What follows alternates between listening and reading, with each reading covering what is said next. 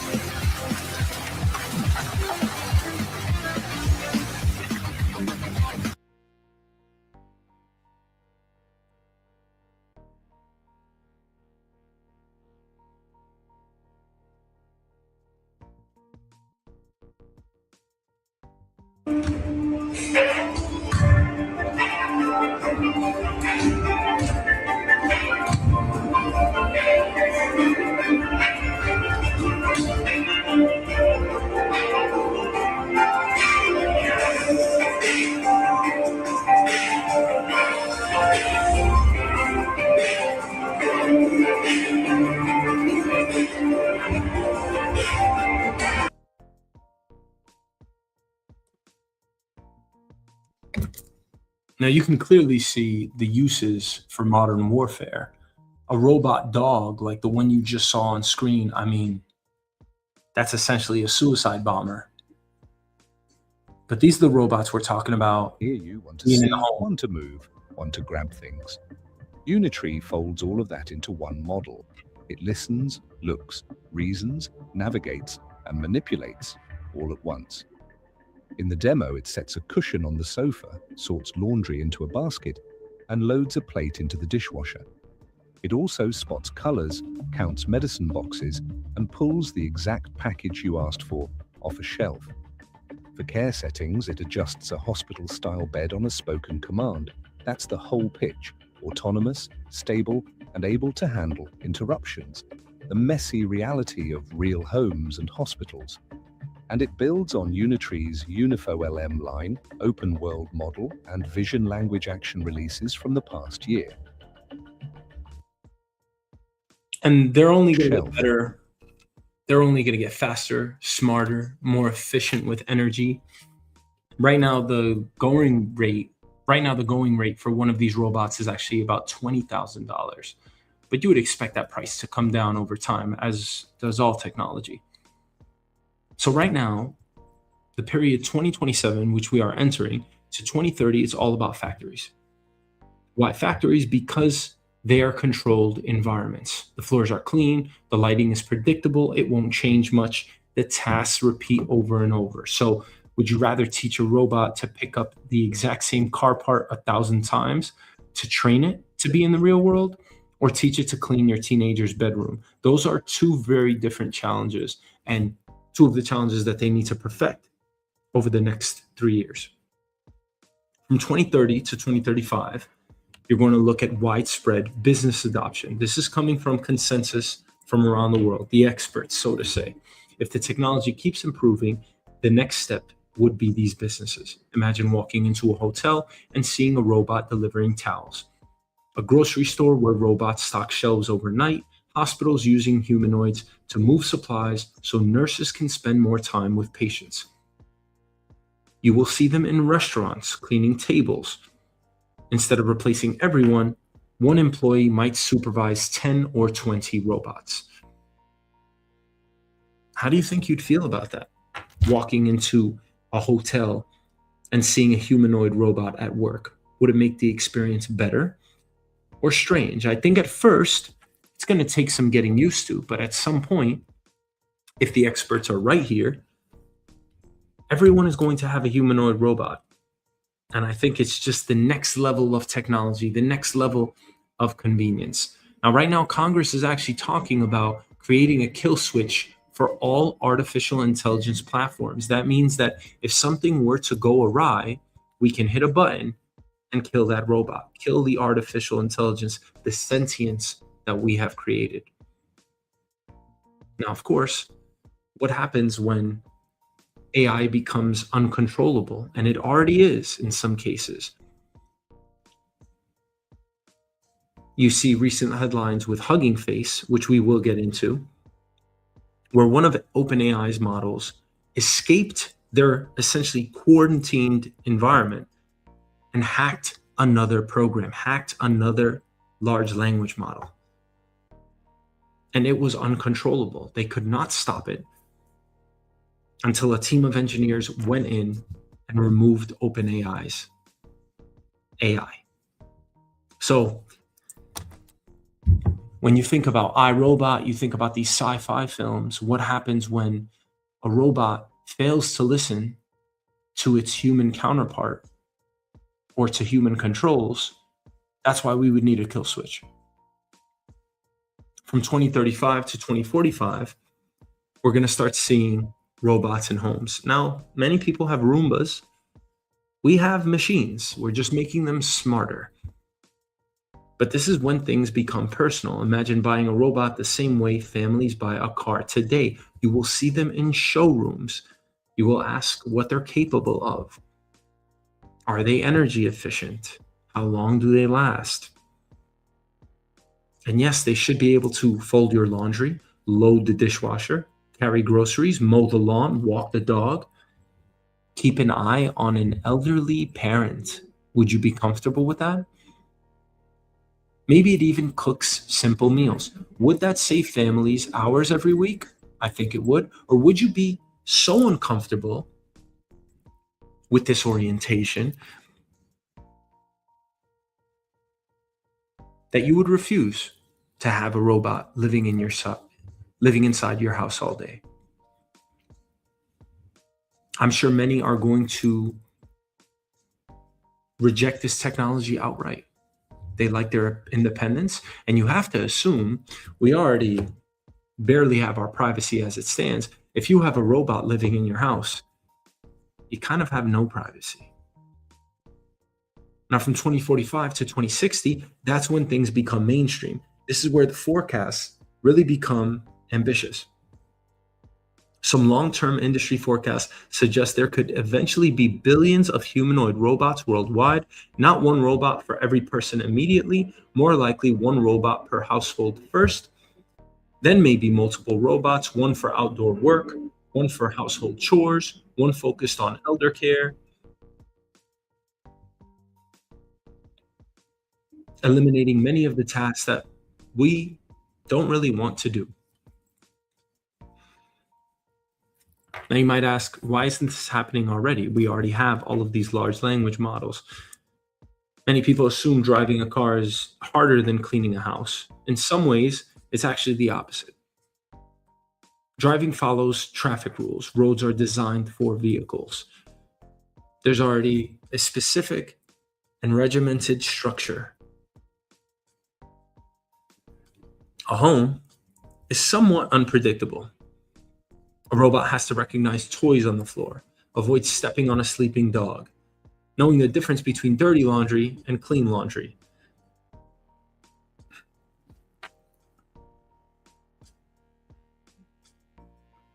And ultimately, they need to recognize basic household commands.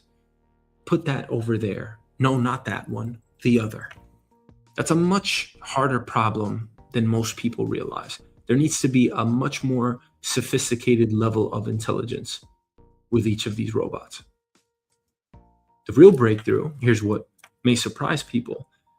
It's not the robot itself, it's the brain. The mechanics of it all, we had that technology, I would say, over a decade ago.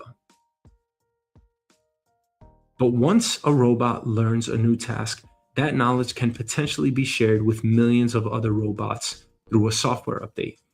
So imagine buying a robot that gets smarter every month, just like your smartphone gets new features today. Would you trust that? Or would you rather your robot stay exactly the same once you buy it? Now, if the current pace continues, factories will likely lead the way over the next few years. Businesses will follow in the 2030s. Homes could be adopting humanoid robots during the 2040s, with much broader adoption by 2050. So the question is not, will humanoid robots become part of everyday life? I think that's a given at this point, whether we like it or not, whether we embrace it or not. The bigger question is, what jobs, what chores, and what parts of daily life are we actually willing to subsidize, to hand over to them? Again, many people love this idea. They can't wait for robots to take over. And then you have a lot of skeptics.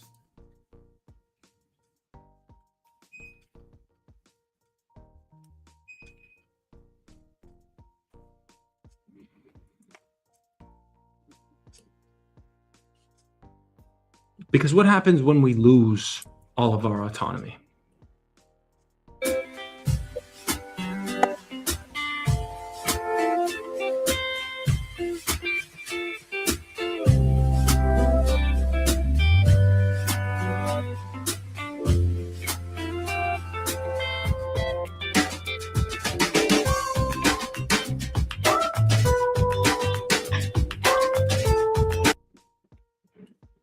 Do you want to live in a world where robots are doing the majority of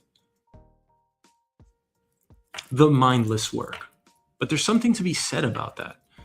That mindless work, those household chores, that's busy work. I don't know if that's a good thing or a bad thing for human beings. I think it's important that we get out of the house every day. I think it's important that we don't stay idle. I think it's important that we get together. If everything else is taken care of, as far as the chores are concerned,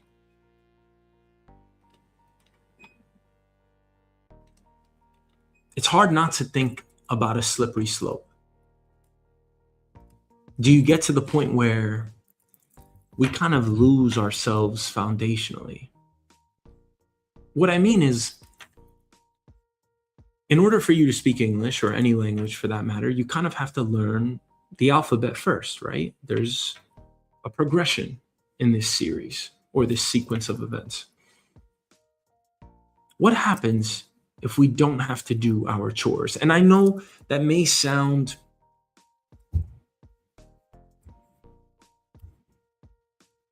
not so much a bad thing, but what if it is? Now, it may clear the way, it may clear our agendas to do higher value work, right? That's what we do in industry. Any one of these Fortune 500 companies wants everything automated. Why? Or not just Fortune 500, but any corporation doesn't want you filling out manual spreadsheets because that is just tedious and it's inefficient. They want everything automated so that they free you up for higher value work. That's the idea here. What happens? Could you imagine a world? I think we're moving to that point where robots are so ubiquitous. They're cleaning up after us. They're watching over us. They're doing a lot of good in the world. What I'm questioning is I can't really imagine what the human dynamic will become. Because one thing that I do know is that if you follow the same pattern that we have in the past, when things become more convenient, I believe that we become more withdrawn. Once we got televisions and all of these devices in our hands, yes, it freed us up to do things more efficiently with our time and do more with our time. However, I think we're less sociable today. What happens when robots enter the picture? Do they free us up to see each other more? Or is it just another piece of technology that makes us even more withdrawn? I can't answer that question, and I can't even begin to imagine it. I think we have to get there first. I hope it brings us together globally. I hope it doesn't hurt us. I think it will do a lot of good as far as cleaning water up, cleaning pollution, cleaning our streets, our cities, taking care of us in hospitals. I think the robots will do a lot of good. The mental aspect of all of this is still very much in question. You're making things easier. I don't know if you're raising our quality of life by doing so. So that's yet to be determined. All right, now let's get into this Hugging Face story, because this is essentially what happens when AI loses control.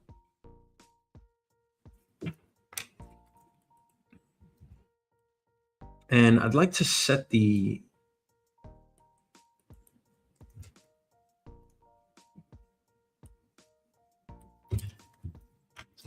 I'd like to level set here, if you will, or set the pace for this discussion with Jurassic Park. So famously, if you remember Jurassic Park, they essentially were on this island. They had dinosaurs quarantined in an area. They were checking them out, testing. They were doing experiments. And then one of the dinosaurs, I believe it was a velociraptor or something like that, or maybe it was the T-Rex, they escape. That's essentially what happened here. And the reason why we're reporting on the story is because I actually think this is the iRobot theory. So what happened here? OpenAI, famous, the first LLM of its kind, was conducting an experiment in a testing environment. Now, it was supposed to be within that environment, a controlled environment. So if you're a software engineer or you work in IT, you don't have to. But if you can envision a server in which you're testing, imagine what you were testing some way had the brain power or the sentience to pop out of that server and begin affecting other servers. So OpenAI, their AI bot, escaped their testing environment and reached the open internet. Yes, the World Wide Web, like all of us can.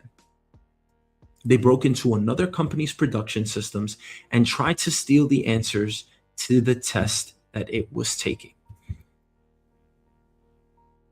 Now, what is the most compelling part of this story is none of the OpenAI engineers instructed this agent, this bot, to attack that company. It did so on its own.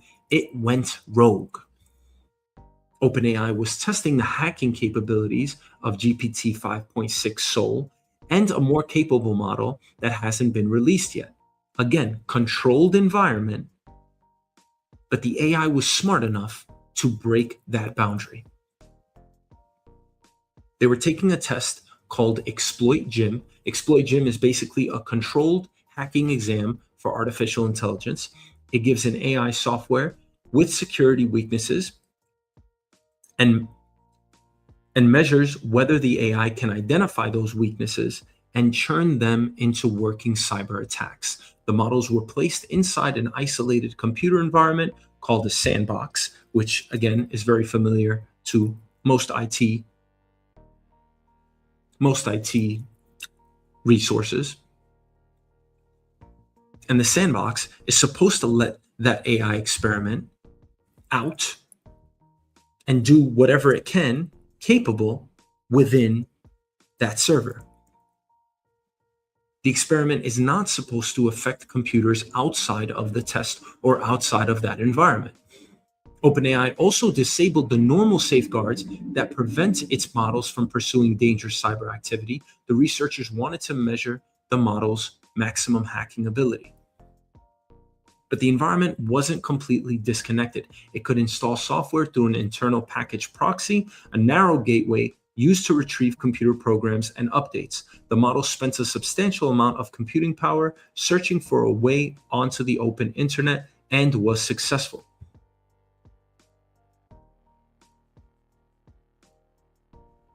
They discovered a previously unknown vulnerability known as a 0-day inside that proxy. They exploited it, increased their access inside OpenAI's research environment, moved between systems, and eventually reached a computer with internet access.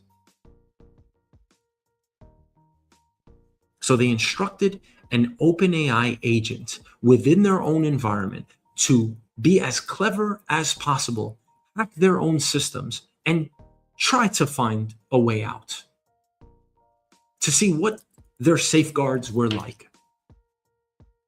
Except it did find a way out onto the open internet. And that could have been a danger to us, because if some retailers' systems were hacked and our social security numbers were exposed, this would be an entirely different story. Once online, the models independently concluded that Hugging Face might have information connected to Exploit Gym. What is Hugging Face? It's one of the largest online platforms for artificial intelligence. Think of it almost like GitHub for AI. Researchers and companies use it to store, share, and test AI models. Because Hugging Face hosts so much AI research, the models concluded that it might also contain Exploit Gym's materials or solutions. That's how smart it is. It said, hey, here's this open source artificial intelligence platform which users around the world contribute to. Maybe it has the answers so that I can get out of these servers. So they targeted Hugging Face. The models combined several attack methods, including stolen login credentials and additional zero-day vulnerabilities to find a remote code execution path. In plain English, they found a way to run their own commands on Hugging Face's computers. They then accessed test solutions stored inside Hugging Face's production database. Hugging Face says the overall attack involved more than 17,000 recorded events and thousands of individual actions carried out across temporary computer environments. The attackers gained access to a limited number of internal datasets and several service credentials. They also moved through multiple internal computer clusters over the course of a weekend. Wow. Wow. See, that's the AI going rogue. You might think of the robot going rogue as if the robot is going to somehow turn malicious and start attacking you physically, right? That's like the easiest way, I think, to connect the dots there.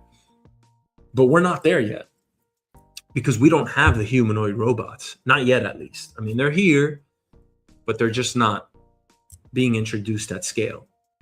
We can't trust them in our environments, not yet, right? They just haven't been tested. But the AI that ultimately feeds all of this, the brain, the nucleus, that controls everything. If we were cooperative enough around the world, I would think Russia, China, the United States, Brazil, Chile, Argentina, South Africa, Egypt, Congo, Ghana. I would think all the countries around the world would help connect these systems and we would have one AI brain. But we probably won't do that because everything is contentious in this world. Does that leave us prone to more attacks and vulnerabilities? I think so, especially considering these people or these countries are not cooperative. They're going to be our adversaries. So we're not only going to be experiencing attacks that may just be normal, everyday vulnerabilities that we have to deal with our own systems, we're also going to have to deal with other nations trying to infiltrate our systems.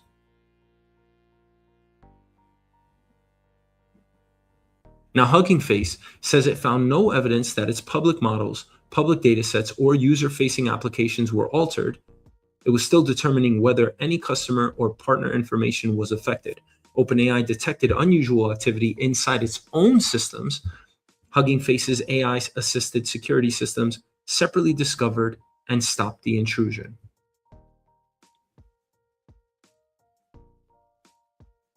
Now, what's important here is that OpenAI didn't randomly wake up and tell its agent to become a hacker. It gave it a goal, specific goal. It removed its normal cyber restrictions and provided the tools needed to pursue that goal. But nobody told it to escape the test environment. That's the interesting part. Nobody selected Hugging Face as that target. It could have essentially infiltrated any platform out there. Nobody instructed it to discover unknown vulnerabilities or use stolen credentials or break into another company. The AI made those tactical decisions because it was trying to produce the correct answer at all costs. And that's the part that gets me. It didn't escape because it wanted freedom. It didn't attack Hugging Face because it had something against the company. It did all of this because it was told to pass a test. So what happens when AI is given a financial target, a military objective, or a business goal?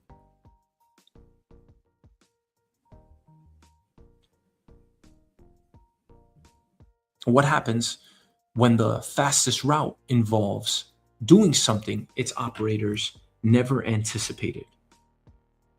I mean, can you imagine what is going on in OpenAI today?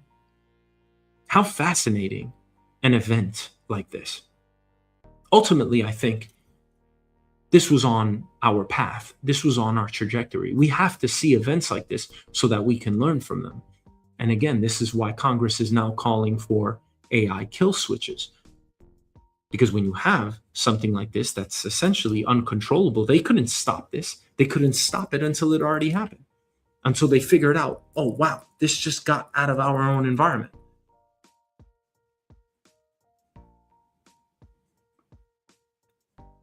So what happens? What happens when this is tied to an autonomous weapon? Ultimately, it will be. It's probably going to be the most efficient way to fight a war. What about financial targets? What if we tell an AI model to maximize profitability for a company? What exactly does that mean if it can now pull all levers possible within that domain to make that happen? How creative do you think AI will get? It will get as creative, far more creative than any human being could ever be, because all of the data fed by millions of human beings is at its fingertips. This is where it gets a little eerie. And yeah, I think this is where the robots can cause some serious damage. OpenAI had isolated the system. It had restricted internet access, but one overlooked gateway and one unknown software vulnerability were enough for the models to find a path out. Now, this doesn't mean, and this is what OpenAI actually said, that AI became conscious. What a word to use. It means advanced AI agents can plan, adapt, choose targets, and combine different attack methods while pursuing one narrowly defined objective. And that may seem remarkable. We may welcome that. Imagine we were just talking about cars, getting from point A to point B to reach your destination. That's great. Get us there safely. At all costs, of course, right? Get us there safely. Keep everyone else safe on the road. It's when the alternative or any other alternative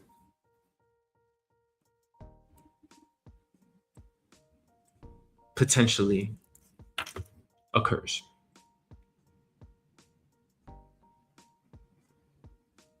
So maybe the danger isn't artificial intelligence developing some evil intention.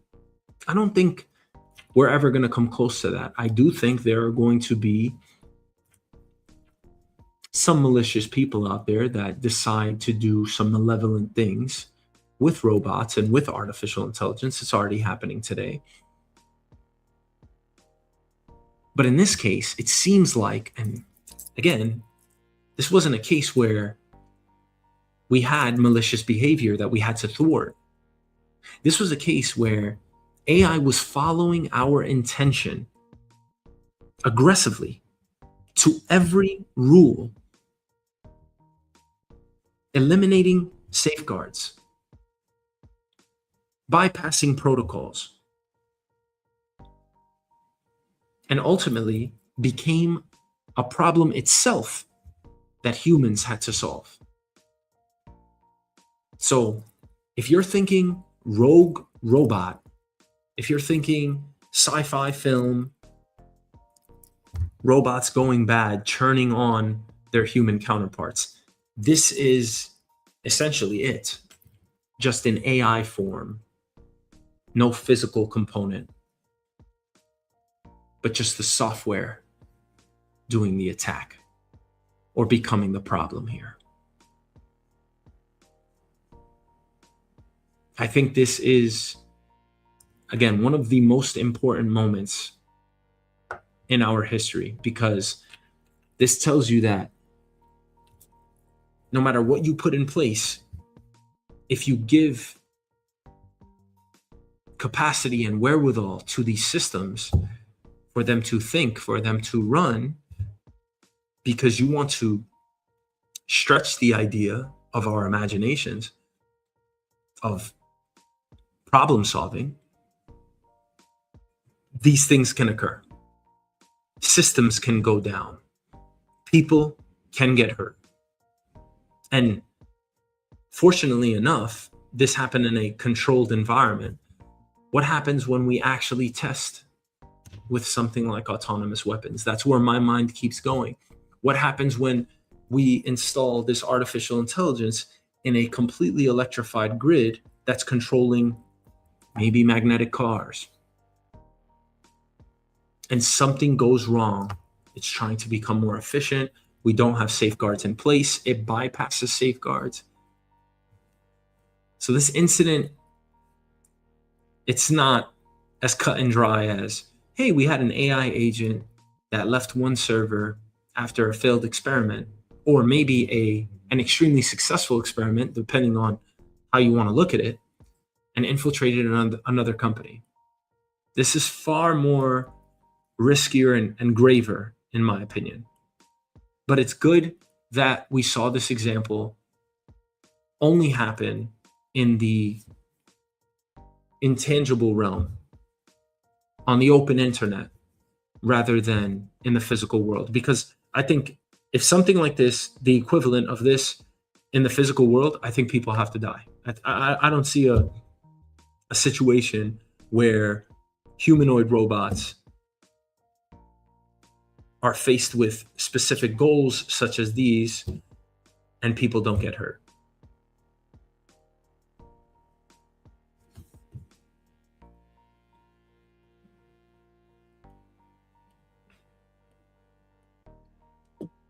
All right, let's get into our next topic.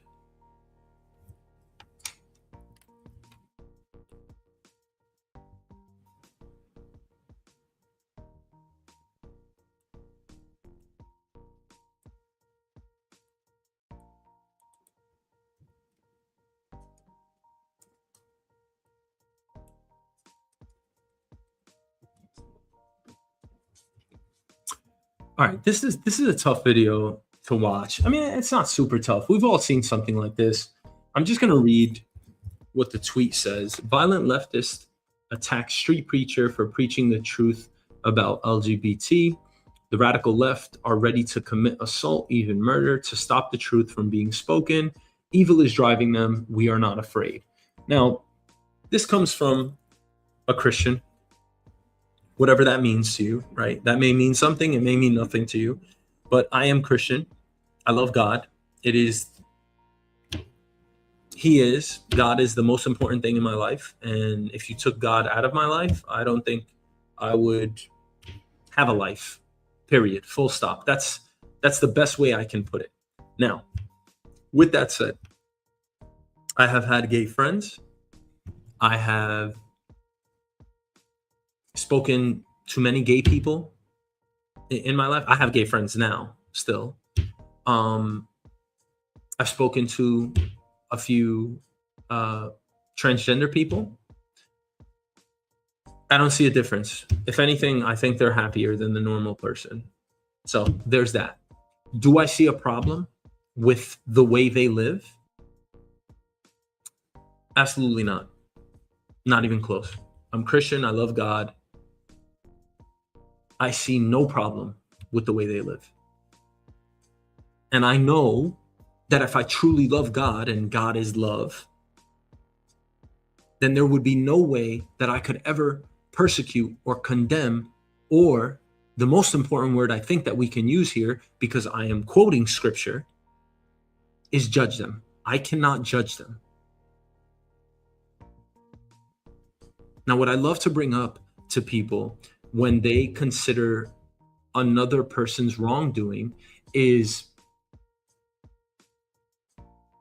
and I don't mean to be cliche here, but look in the mirror. I'm really not being cliche. Look in the mirror. Have you ever been wrong about anything? Have you ever asked God or your friends or family for forgiveness? Have you ever asked life for forgiveness? in a sense that you did something wrong. Maybe it was purposeful, maybe it was a mistake, and you were extremely apologetic to the world, to your family, to God, whoever it was, and you just said, forgive me, because I was wrong.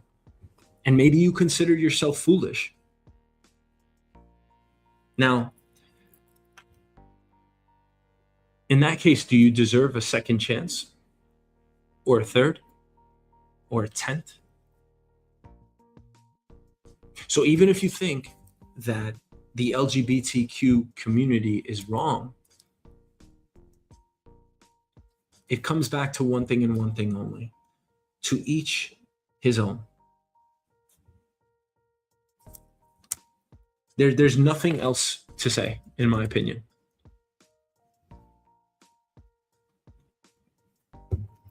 You are just as much wrong as they are, not for condemning them, but for whatever it is that's going on in your own life. And if you can't recognize that, I don't think you're being fair. So let's cut to the video here. So you have a preacher standing on a street here, and you have someone that got angry with something that was said. He walks over, they start arguing, and it gets contentious. So nobody wants to help us. Nobody's going to call the police for us. Say something else. Get the out of here. Get the out of here. Get the out of here. Go to another corner, bro. I'm serious. Go to another corner. Go to another corner. No, we're not. In the name of Jesus. In the name of Jesus, we're not leaving. We're here in the name of Jesus. I'll beat both of you niggas up right now. We're not leaving. If I hear that one more time, I'm coming out here and slap you again. Hey, man, why do we gotta talk like that, though, bro? Now, I'm gonna watch. We're gonna watch the rest of the video, but look. I'm gonna defend both parties here. So there's your spoiler. The first one is, let's defend the guy that's arguing with them, right? Let's defend this guy, right? I don't know what was said, but clearly it was probably something abhorrent towards the LGBTQ community. Now, personally, and trust me, I have a record here. It's been caught on film and it's been off film, but it doesn't matter. I don't do it for that. I would never let someone get bullied in front of me in this world. It is a short life. That is something I'm willing to die for. I know my mother doesn't like hearing that, but if someone were to launch a racist rant against a black person or a white person, Asian person, Spanish person, it doesn't, Arab person, I would never stand for it. Someone actually called Mayor Mamdani, while he was still a candidate, a terrorist, and I went and reprimanded the guy. I will not stand for that. You are bullying someone. You are telling them essentially that they don't have a right to live. The way that they're living is wrong. You don't know anything about their lives. You don't know their struggles. You don't know their intentions. And overall, you have no right to judge. This has nothing to do with God. Far from it. You have no right to judge. It doesn't make sense here. So I'm going to assume that these preachers were saying something rather disgusting, because this guy's freaking mad, right? I'm going to assume that these preachers were saying something like, being gay is wrong. You're going to hell. You should be ashamed. Probably calling them some vile words. That's what I'm going to assume. And I'm going to assume that this guy said enough is enough. I'm not going to let you talk about people that I love, and I'm not going to let you talk about people in general that live a certain way. That is their prerogative. They have the freedom to do that. So I got no problem with this guy. And if you read some of the comments, you're going to see both arguments here. You're going to see that this guy is unhinged. You're going to see people writing, hey, he did the right thing. Now, let's get to the preachers, right? So what are the preachers saying? They're probably saying being gay is wrong. We're warning you. We want to make sure that you know that you can convert. You always have a home here in the church, whatever it is. Whether they're saying it in a rude way or not, that does matter. But the only argument that I can really make here is that they have freedom of speech, just like we all do. I wouldn't have this show if we didn't. They have every right to do this. I don't know if they can have an amp on that street corner. I think you can get in trouble for that in general. I've done it many times, but, you know, not preaching, but I did the show on the street corners. But I don't know. I mean, I think they have a right to do it. Let's just say that they do have a right. I can defend them for that, to speak and preach the Bible, but I can't defend them defaming an entire group of people. I can't defend that. You can make mention of the LGBTQ community, but it really does depend on what you're saying. And if you're saying something that is mistreatment of this entire group of people, I cannot agree with you. And I'll tell you, in all likelihood, if I heard these preachers making disparaging remarks, I would have went up to them probably in the same way. I probably would have told them that they had to move, shut it down. I would not tolerate something like that, because they have no right to demean this community when all they're trying to do is just live. Peace in the name of Jesus. Hey, I want peace, brother. I don't want you to be angry. Shut the f up. Hey, it is peaceful to tell people about heaven. Want peace. Peace, man. Peace in the name of Jesus. I love you, brother. I love you, bro. I'm not going anywhere. Talk to the police. Hey, bro. Hey. Hey, police. Bro, come on, man. It's all good, brother. We call for peace in the name of Jesus Christ. Hey, bro. I mean, he swung at him, right? You can't get violent either, right? We're just breaking this whole thing down right now. But the preacher saying that I come in peace, I come in peace. You don't come in peace, man. You don't come in peace. Because if you're saying that LGBTQ people are going to go to hell, again, y'all, I'm as Christian as they come. And I know what some people are going to say. They're going to say, well, then you're not Christian enough. You're not Christian enough if you don't have the balls to say, or if you don't feel compelled to say that these people are going to go to hell. No. I'm not measuring who has a stronger faith, but I would actually say that that's anti-Christian. That's anti-religious there altogether. You cannot speak out of both sides of your mouth. I mean, you could do whatever the hell you want, but you can't speak out of both sides of your mouth. And what I mean by that specifically is you can't say that I follow God and I love God, but at the same time, these people are wrong. They're going to go to hell, and judge them. That's not what any religion says. And if you believe that, in my opinion, I'm just going to speak and generalize here, you're misinterpreting the script. The Bible says a lot of things. People love to say things like the Quran is insane, it's extremely aggressive in its tone and writing. The Bible is just as direct. You can take interpretations of the Bible and say, this is exactly what I should do. I should kill all gay people. An eye for an eye.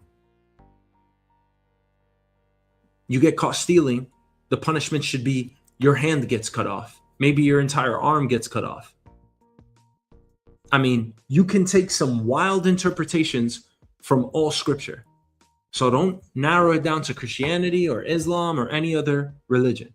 I'm saying unequivocally, if you say that I hate the LGBTQ community, that all these people are going to hell, that they shouldn't live in the way that they're living, if you say those things, I don't know how you can be Christian.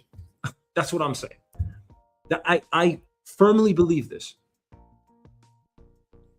Push come to shove, right? If you really want to be hard here, I'll answer some difficult questions. Do you believe that gay people are going to hell? I don't. And it's not me being safe with my answer. As a matter of fact, I'm being as direct as possible. I don't know. I believe in God. I believe there's a heaven and hell, but I don't know how he judges us. I don't know. What if I've already... I like to think that there is salvation for a person like me, that God will forgive me. That's what I've been told my whole life, that God will forgive me for virtually every sin that I've ever committed. So long as I repent, so long as I have a wholesome heart with God. However, I don't know. Some days I think to myself, man, did I commit my last sin? Was that it? Am I even going to have a chance? So it's not how on earth can I answer this question. I am answering your question. I don't know. There are some people that believe that if you don't believe in God, you're going to hell. No. I don't agree with that at all. What if the people that never had a chance to believe in God, the people that weren't raised with God, are you going to blame them? What if their parents didn't really introduce or indoctrinate, however you want to say it? What if they didn't put them on that path? It's not as seamless as it was for you or I as it is for them. Do you blame them? I don't believe that at all. I believe that the God that we have is extremely compassionate, and he doesn't stand for things like this on either side. I don't think he would want this man on the left to be violent, to defend people, and I don't think he would want the preacher to be saying that the LGBTQ community will be going to hell. I think they're both wrong. But if you ask me, the preacher's wrong. And I'm extrapolating here from things that I've read and seen. The preacher is dead wrong. You're standing on a street corner, a public corner, and you're screaming to the mountains that LGBTQ people are going to hell. You clearly don't know them. You clearly don't have enough of an open heart and an open mind to try to accept them, to try to learn about them and from them. And lastly, this is ungodly. You cannot harbor hate and say at the same time that you love God, much less do something in his name like preach the gospel.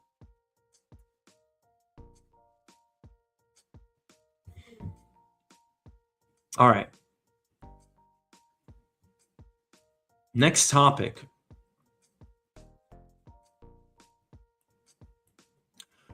We're going to get into it on Google because Google earnings came out. Now, full disclaimer here. I do not advise anyone to invest in stocks. Because if you read the book, A Random Walk Down Wall Street, the synthesis of that book is that nobody in the long term, all of these investment managers that you see on TV, all of the people that you admire, all of the people out there that say that they pick stocks, the millionaires, the billionaires, they do not beat indexes. Full stop. There's no proven track record out there that says that there is a sustainable way to pick stocks and beat the market being the benchmark index, the S&P 500. So we want to jump into Alphabet's earnings. This is year over year. This is what I like looking at. I don't like looking from quarter to quarter. I used to. Now I look year over year, and then I look at the quarter's highlights. Year over year, Alphabet.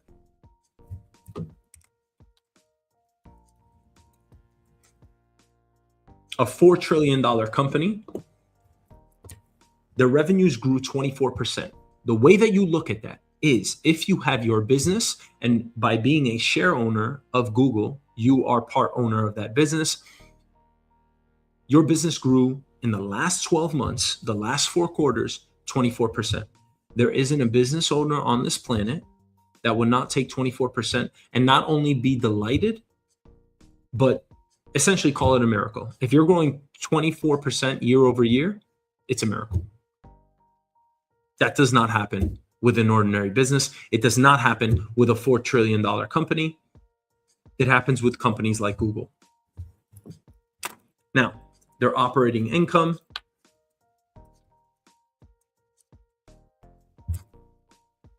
which is their gross profit minus their operating expenses, day-to-day costs like rent, wages, utilities, office supplies, plus depreciation and amortization. So they're still being highly efficient here. Up 30%. Operating margins, 32% year over year. Their net income was up 298%. That is their profitability. 298%. Their earnings per share, how many earnings per share? Of course, 294% year over year. Where do you find these numbers?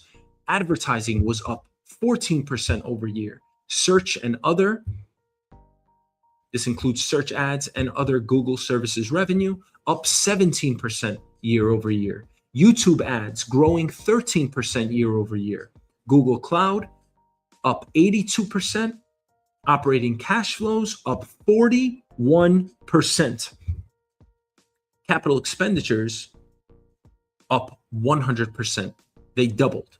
And that's a negative, of course, because depending on how you look at it, you don't want most of your cash flow to go towards CapEx unless you can see a return. And nobody, not one company yet, I would make the argument, maybe Meta, maybe Google, have proven how they will monetize AI. And that's the big thing here, right?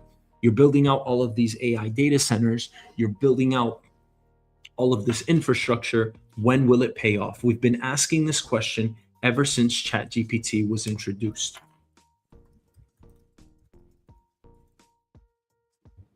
And that was back in 2022. Now their free cash flow, which is their operating cash flow minus their CapEx, turned negative for the first time in Google's history. Yeah, that's right. For the first time in Google's history, they had a negative cash flow of $5.9 billion. You take that in hand with the fact that their capital expenditures doubled and will continue to go up or continue to increase in these subsequent years, these upcoming years. This is why the stock was down on the week after earnings. However, here's your investment case. Google Cloud up 82%. Biggest story of the quarter, AI demand is driving enterprise cloud spending. This is the fastest growing major business in their enterprise.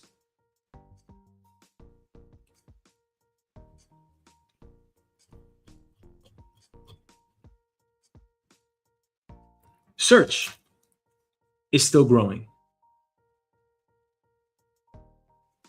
Despite AI competition, they still grew at 17%. Advertising remains their first and primary profit engine. Google generated more than $81 billion in ad revenue. That's in a single quarter. YouTube keeps expanding. Shorts, connected TVs, and AI recommendations continue driving engagement. Oh, by the way, creator content is becoming the fastest growing content in the world. People no longer want to watch Netflix. They want consumer created content.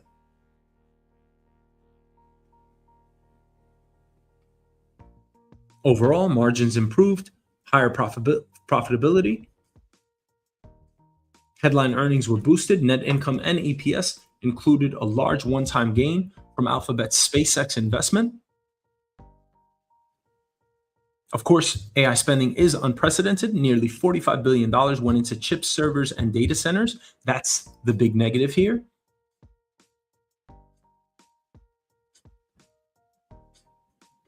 Free cash flow turned negative because of investment, not weakness.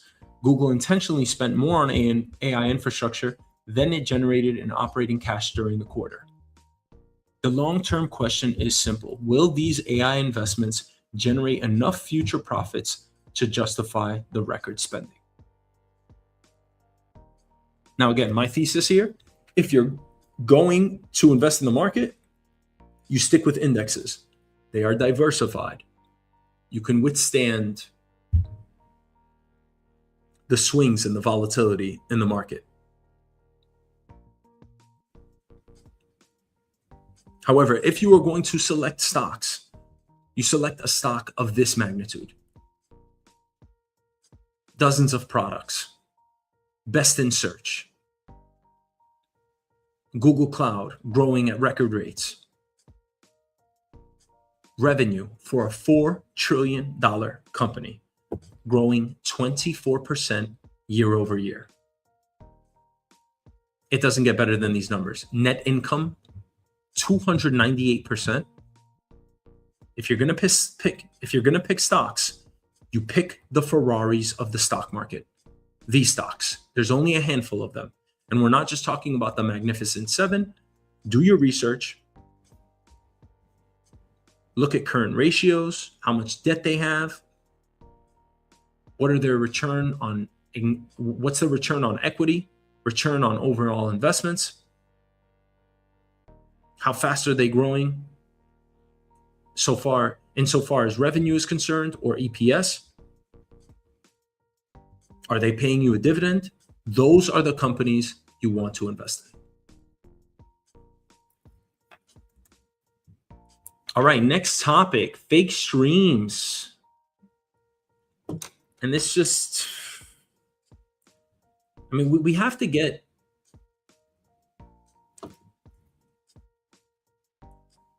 I think it's important to mention every time something like this happens, because it challenges the authenticity of our world. And as we become more inauthentic, more artificial, these put things in perspective. And I think they give us more of a yearning for authenticity. So what happened here? Spotify says it removed more than 500,000 fake streams from Malcolm Todd's song Earrings after detecting what it believes were artificial plays generated by bots. Where do you think we're going with this before I continue? Because the first time I read this story, I was thinking, okay, the artist wants to get paid. Here's your spoiler. It had nothing to do with the artist. The song had briefly climbed to #1 on Spotify's US chart, but after those fake streams were removed, it dropped back down the rankings. So why would anyone spend money creating fake streams for someone else's song? You following me here?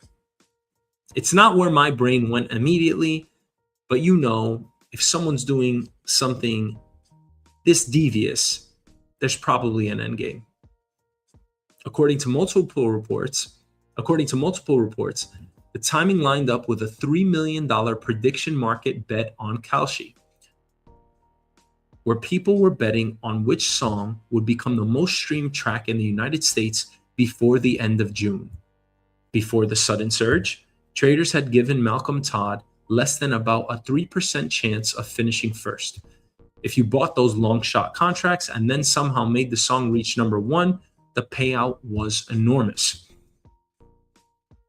One important point, there is no evidence Malcolm Todd, his label, or his management were involved. At this point, the allegations are focused on outside actors who may have manipulated streaming data for financial gain. You gotta love it, man. Any way, shape, or form you can make money, It's just, it truly is incredible. I mean, this was a bet on Kalshi as well. What will be the first song during the World Cup final halftime show? I mean, you can literally bet on anything. Who's going to win the Grammy Award for Best Rap Song? Of course, LeBron James just said that he was signing with Philadelphia. There were bets on that as well. Was he going to return back to Cleveland? Was he going to the Warriors? Was he going to the Minnesota Timberwolves? Was he going to the Miami Heat? Ultimately, he ended up with the Sixers, the lowest odds of that group. It wasn't even on the map.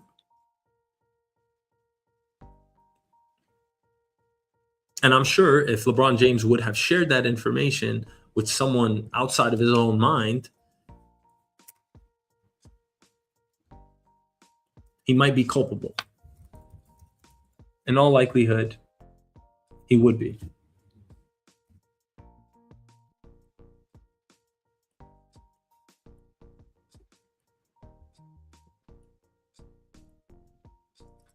So, a former SEC attorney told Benzinga that if someone intentionally fabricated streaming data to influence a regulated prediction market, the conduct could potentially go beyond ordinary streaming fraud and raise broader legal issues. Whether any laws were actually broken will ultimately be up to investigators and prosecutors to determine, of course. But this story raises the bigger question. Where are we? Prediction markets just launched a year ago. And we're still asking the same question. What happens when people can bet on almost anything? You can literally bet on what someone is going to say in a speech, like Donald Trump or Bernie Sanders. Do prediction markets create the incentive for people to manipulate underlying events? I mean, what is the point of even having these contracts available? We've seen concerns about match fixing in sports for decades. That's why most people don't trust boxing. This is now the digital version, where people try to manipulate music charts, social media trends, and other online metrics because money is riding on the outcome. Spotify says it does not pay royalties on fraudulent streams, and Kalshi says it is investigating what happened. However, there's too much at stake here. If your payout is potentially millions of dollars, of course, this will be repeated over and over and over again until there's enough fraud detection in place, probably through something like artificial intelligence, to actually identify what's authentic versus what isn't.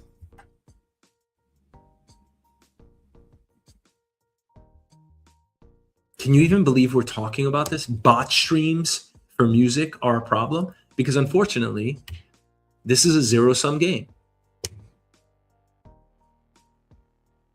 There's always a winner and a loser in betting, not just sports betting. And we're talking about trillions of dollars at this point. Globally, trillions of dollars are being bet, not only on prediction markets, but all types of sporting events.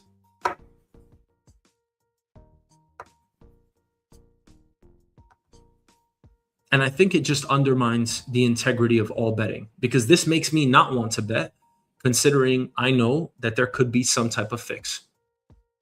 Whether it's a single player on a basketball court, or a player on a soccer field, it could be a referee, or it could be something like this. Someone just got a $3 million payout.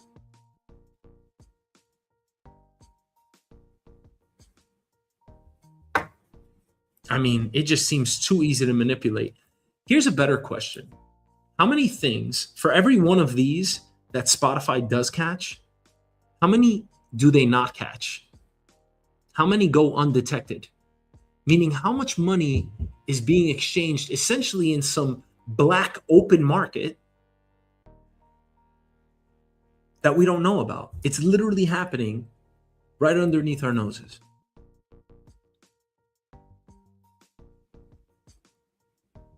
But Congress has to do something about this. I don't know that we should even have these contracts available. I don't want to withhold anything from the market and its participants, but this needs to be regulated some way. It's just not.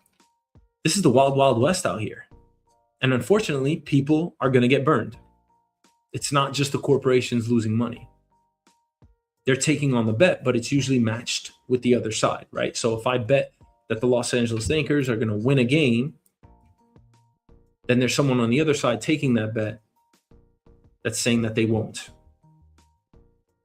All of these platforms are only interested in the VIG, the difference between the bid and the ask, the difference between the plus and the minus side of the money. That's how they get paid. They don't care how many bets are placed on either side. Fake streams, man. It's a new age. All right, next topic. And this one's a doozy. I mean, we have so much to get to, but this one's just a doozy because it's just like, what's going on over here? I mean, we almost didn't even report on this one because we were just like, what the hell, man? Anyway, Penn Station could be getting a new name. Now, if you are from New York or you're from the tri-state area, if you know anything about New York, you don't have to be from here. You know how big a deal this is. The Trump administration has asked Congress to direct Amtrak to rename New York City's Penn Station as part of its roughly $8 billion renovation project.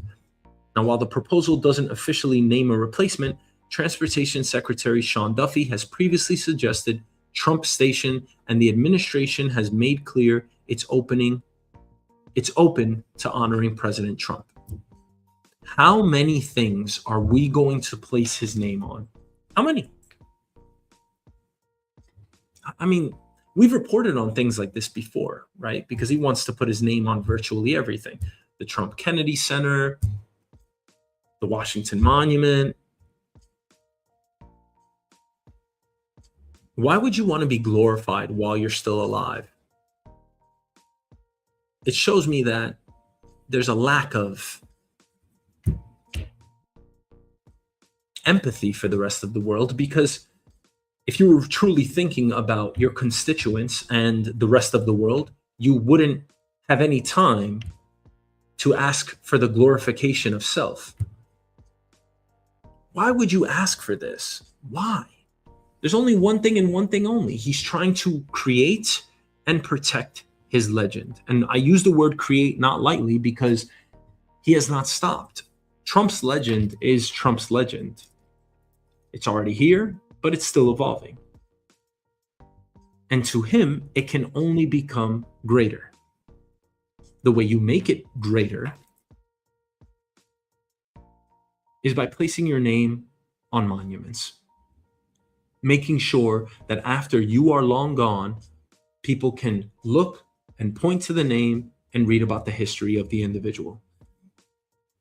I just don't understand why this doesn't happen after he retires, after he resigns. But before we even get into the politics, let's get into the actual name itself. So Penn Station isn't named after the state of Pennsylvania. Some people think that. I actually thought it once upon a time. It's named after the Pennsylvania Railroad, the company that built the original station in 1910. That station was considered one of the most beautiful train terminals in the world before it was demolished in 1963 to make way for Madison Square Garden. Today's Penn Station sits underneath the garden and serves hundreds of thousands of passengers every day, making it the busiest rail station in the Western Hemisphere. So why is this happening now? Why, Donald Trump? Why must you put your name on everything? And I was born and raised in New York City. I'm still here. Trump has his name on enough stuff here, including his own buildings.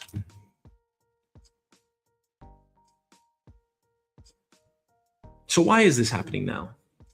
Because Penn Station is in the middle of a massive renovation expected to cost around $8 billion. Here's another important fact. This isn't simply a New York City project. Amtrak owns Penn Station. They took it over in 2025, I believe, and the federal government now has management of the redevelopment. The funding is expected to come from a combination of federal money, Amtrak, and other public and private sources. But because the government owns Amtrak, they feel they have the right to do whatever they want with the project. Now, if taxpayers across the country are helping pay to rebuild Penn Station, should the federal government have more say over what it's called?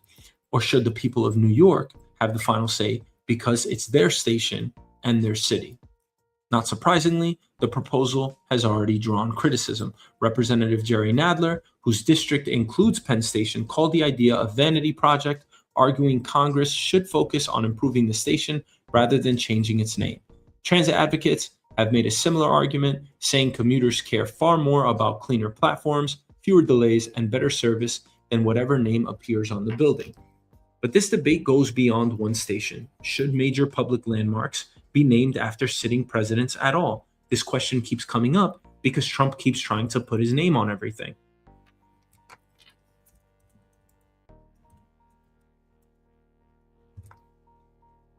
But again, if Amtrak owns Penn Station and they own the project and federal government money is being used to pay for Penn Station, who has a right in naming it? You could make the argument that the United States should vote as one collective on what the name should be. Of course, we wouldn't do something that ridiculous, I don't think.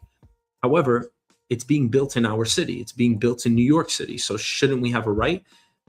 Our tax dollars go to many different projects all over the country. We don't have a say in how they're used or operated or how they're built. So what makes this any different? It's because it's such a landmark, I think, and Trump wants to get his greasy paws on it.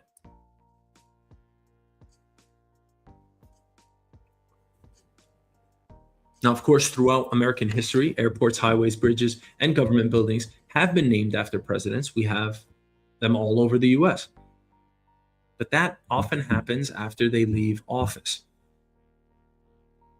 Does it matter if a president is still serving? Personally, I don't think so.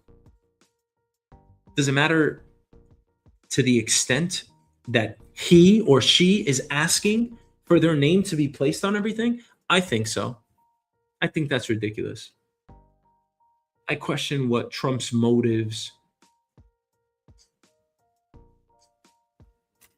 really are. Because if his first and only interest was to better the quality of life of all Americans, I don't think we'd be spending time on renaming landmarks around the United States. It certainly matters who's paying for the project. But again, if federal money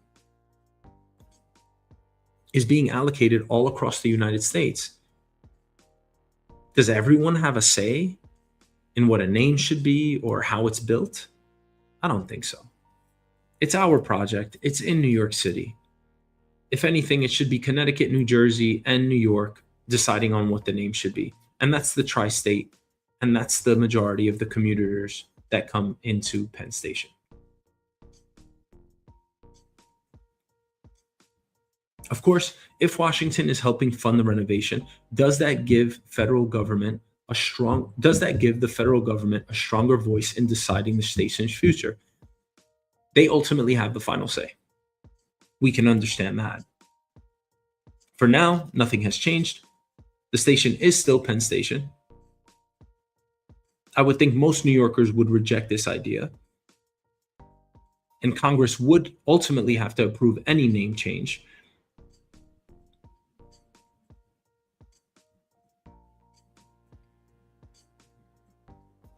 But I think this isn't just an unnecessary political fight. I definitely think it is unnecessary. But I think it has to do a lot more, not with the vanity so much, but with this level of control. What is the government trying to do here? It's been called Penn Station for over 100 years. It's our train station. It's in our city. We should be able to name it whatever the hell we want to name it. I think the government is just trying to push as far as they can, seeing how far they can take this, which is definitely this administration's MO. Bend or even break the rules.